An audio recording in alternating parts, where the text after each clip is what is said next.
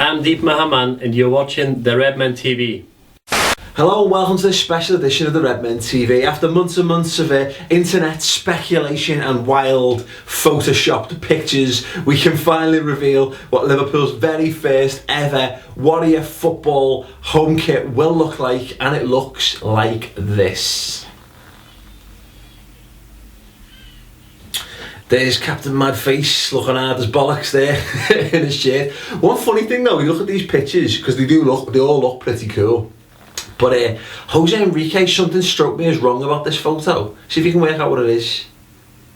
Yeah, the man's got guns that put Hulk Hogan to shame. Why do you wear a long sleeve shirt? Of anyone to wear a long sleeve shirt, you'd have thought Jose, muscle man Enrique would have been the perfect one to have a nice skin tight upper forearm on display. But there you go. Obviously one very interesting design change there. Obviously 3 stripes, now a thing of the past, is the change to the Liverpool badge. Now obviously younger fans will be very, very used to what has been the Liverpool's badge sort of for the best part of the last 20 years, sort of from the Premier League era really, from the centenary onwards, barring a few sort of subtle changes along the way. Liverpool seem to be going back to a very sort of 70s and 70s 80s inspired, very plain, very simple live bear with just the LFC, which I think is actually quite a cool little statement. One interesting design note is obviously the Hillsborough Flames have gone off the front of the shirt. They've been moved, they're now on the back of the collar of the shirt, which I think you should be able to make out here, along with 96 as well, obviously in memory of those who lost their lives at Hillsborough, which is obviously an interesting touch to add to the shirt.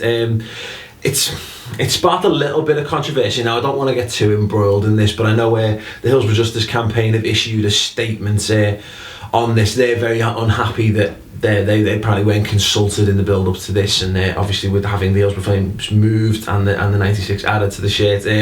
Just a little excerpt from that statement. The HJC said, "We can confirm that no bereaved family members of the HJC were contacted or consulted. Indeed, the first they were aware of this was via the supporters committee minutes of their March meeting."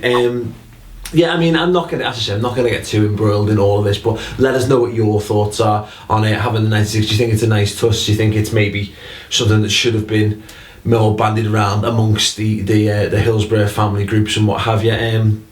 Anyway, yeah, back to the kit itself though. It's quite interesting because if you look at the post photographs, the ones with the members of the squad, the kit looks quite different. It looks very, very dark. It's almost a sort of maroony colour, but when you look at the pictures of the shirt itself, it is far more the traditional sort of red that we're used to. But I have to say, on a personal note, now I was a big fan of Adidas, and anyone who watches the show will know that more often than not you'll find us garbed in Adidas gear, or when we're not wearing the Follow Conquer stuff.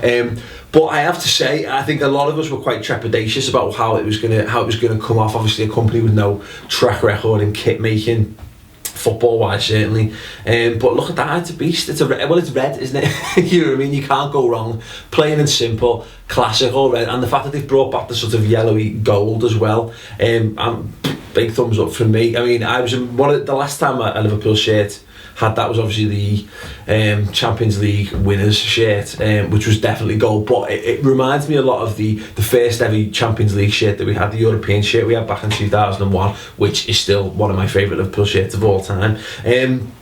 Again, let us know what your thoughts are on the shirt. Obviously it is quite a departure from the stuff we're used to. I know some people were a little bit cheesed off with some of the stuff that Adidas have been doing toward the end of their Liverpool reign.